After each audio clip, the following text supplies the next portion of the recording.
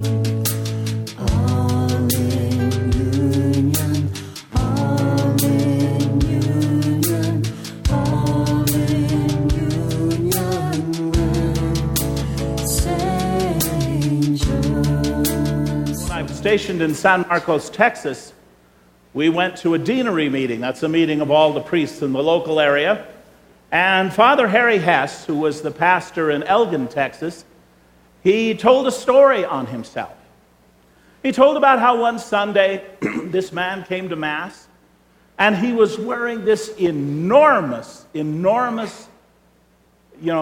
Stetson cowboy hat, this big white hat. And he just wore it right into the church. He came down the center aisle, and he sat about halfway down, right on the end of the pew. The lady sitting next to him in the pew said, "Sir, you're in God's house. Shouldn't you take your hat off?" And he just kind of brushed her off. Some of the ushers came and said, "The Blessed Sacrament is present here. You should take your hat off." Brushed them off too. Father Harry said, when he started coming down the center aisle, as he's walking along, all he can see is this enormous white hat. And he said it was all he could do as he was coming down the aisle to just keep from reaching out and swatting that hat right off that man's head. Well, he got, and he said all through the Mass, he said he couldn't concentrate on the prayers or anything else because he kept seeing that dad-blasted hat. So at the end of the Mass, after he'd gone out to the doors of the church, he was waiting there, greeting the people. "How you doing? Yeah, good morning." Waiting for that man to come because he was going to give him what for. Well, finally, here comes the man still wearing this huge hat. When he comes up, he says to the man, "Have you no respect? Here you are in church in front of the Blessed Sacrament, and you're still wearing your hat. What's the matter with you?" And he said, the man looked him right in the face and said to him, "Father, I have been coming to your church for 10 years, and this is the first time you or anyone else here has said one word to me." And Harry said, at that point, I realized I had failed as a pastor, and that my community had failed as a community in Christ, because there was someone among us we had ignored.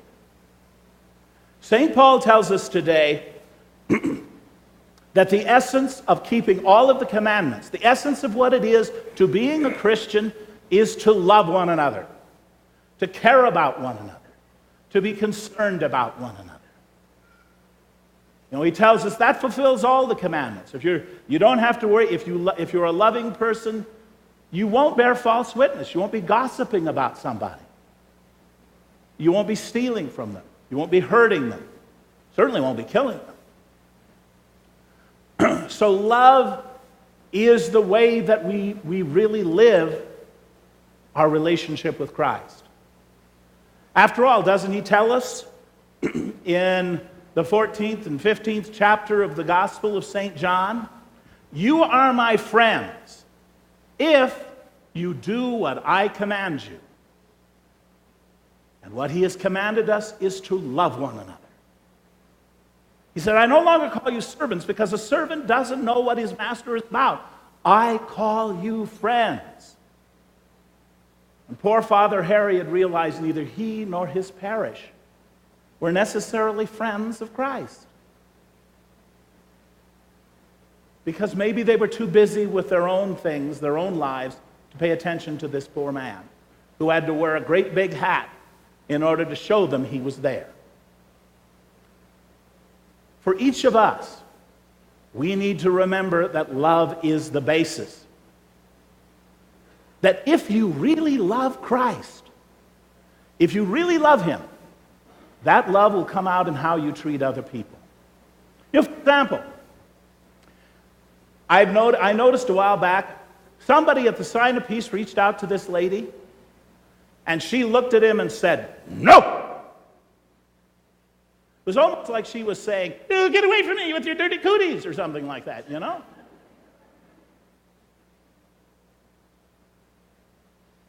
What kind of reaction is that for one Christian to have for another? If there is one place that we should know we're cared about, if there's one place we should know we should feel welcome, it should be here, shouldn't it? One other example. You know, there are certain politicians, leaders in our country I'm not all that pleased about. I think they're leading us in the wrong direction. But I make it a point to pray for them every day. And I do not hate them. But I hear sometimes people here at church who speak of them with a screaming, raging hatred. And that is simply not allowed. As a follower of Jesus Christ, none of us is allowed to hate anyone. Let me show you what I'm talking about. This comes from the first letter of St. John, chapter 4, beginning with verse 7. Beloved, let us love one another. Why? Because love is of God. Anyone who loves is begotten of God and knows God. Conversely, anyone who does not love God, who is without love, does not know God, for God is love. Every once in a while, somebody will tell me, you know, my relationship with God, I pray and I don't think he hears me. He doesn't answer me. I feel he's very distant from me. Well, maybe he isn't distant. Maybe I pushed him away. Maybe I've done it because there's somebody I've got a fight about, or somebody I don't care about, or somebody I just ignore. Whenever we do that, we're pushing Christ out of our lives. Because he tells us that if we really know him, if we really love him, we will love one another. To be a Christian is not an easy thing because, you know, of course, it's easy to love those folks that really like us. Man, it's hard to love somebody who despises you, isn't it? Now, loving somebody doesn't, for example, going back to my example of the politicians, loving them doesn't necessarily mean you've got to vote for them. It simply means you don't want to see them harmed. You want the best for them. To love somebody means you care enough about them to wish them well.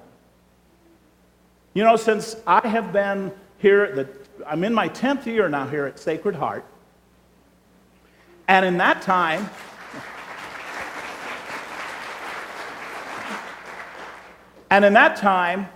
I have had the honor of receiving now 38 people back into the church, including one just a few days ago. It was a man who had been away from the church for 46 years. He was hurt badly in the church a long time ago. And he came here to retire here in Prescott. And I guess he told me his little grandson had just made his first communion. And he was upset by the fact, he'd gone back east, wherever it was this happened at.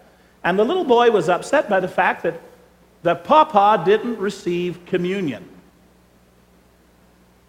So he came to church last Sunday. And he was touched. Someone smiled at him. Someone welcomed him. The person he sat next to showed him where to find things in the Missalette. He felt welcome. And because of that, he came last Thursday and asked to speak to a priest, and I came and talked with him. I heard his confession, received him back into the Catholic Church, and this morning I had the joy of giving him his first communion in 46 years. That happened because someone in this church was Jesus' friend. Took the time to just smile, or to say hello, or to welcome a stranger. And that's what all of us need to be doing. Every one of us. Because that's the difference. Remember, Jesus tells us in the Sermon on the Mount, we heard it here a few months ago, the measure by which we measure to others will be the measure measured back to us. You know, the one thing I'm terrified of Is it when I come to stand at our Lord's door and I knock on it, I'm going to hear a voice from inside saying, "Go away! I don't know you." And the reason that he says that is because we have not lived our lives in love as he has commanded us. One more example.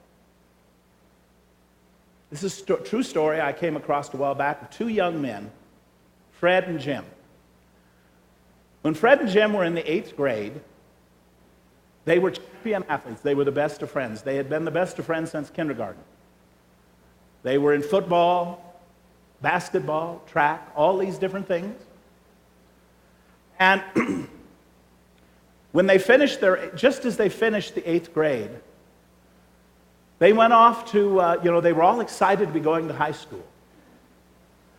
And one day they were coming home from a park where they had been throwing a football and tossed it up in the air. And Jim, without thinking, had ran out in the street to catch it, and a car was coming.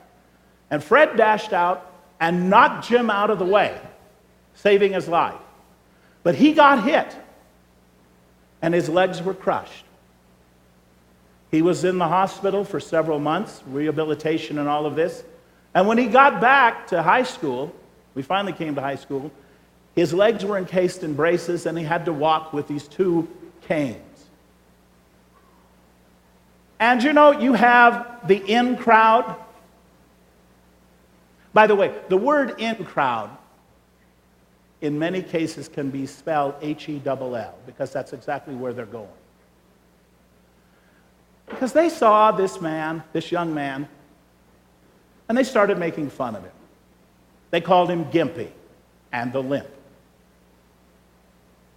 And sad to say, Jim really wanted to be a part of the in crowd. He wanted to be popular. And so he started doing the same thing. And it broke Fred's heart. And toward the end of their freshman year, Fred was so overwhelmed by the pain of his friend's betrayal, by his failure to be a friend, that he took his life. Jim was brokenhearted. He realized his responsibility. His family was not religious, but he met another who was involved with the youth group at his church. So he started coming to the church. He talked to the youth minister, and he finally talked to the priest. And the priest told him there's a simple way to be forgiven. He said, first of all, you need to forgive yourself, and then you need to become Jesus' friend. And you become Jesus' friend by caring for others. So, Jim, who was, again, an athlete, a very strong young man, began eating with the nerds, the out crowd, and defending them. And soon word got out in that high school that if you bully these kids, Jim will come and pay you a visit. But he went more than that. He helped organize a website for teens who felt desperate, who felt like nobody understood or cared. There are a lot of people in our world wearing white hats because they feel ignored or hurt. We can't slap them off, but we can make them go away by simply being the people Christ calls us to be, to learn to love one another. Take the example of Jim, who spent a lifetime trying to make up for what he did, and has touched the lives of hundreds and hundreds, maybe thousands of young people. We can begin by loving our families, our friends, and those around us. We can certainly do it here. Let us never again see somebody reach out to someone at the sign of peace and have that person say, "Go away. Get away from me, you." But to reach back in Christian love. Remember, it's a whole lot easier now to be. If we had been in the early church, and remember, one of the things that the Roman historians always say about the early church is what? See how these Christians love one another. You know, when you came to church in those days, the sign of peace, the person didn't come up and shake your hand. You might have some smelly old hairy guy come up and plant one right on your mouth because it was the kiss of peace. I told the second grade about that a while back, and their response was perfect. Ew! Isn't it a whole lot easier just to reach out and shake someone's hand? But it's still conveying the fact that you're there. That person isn't invisible. Well, let us listen today what St. Paul tells us. That to fulfill all of the commandments is really very simple. It is simply to love one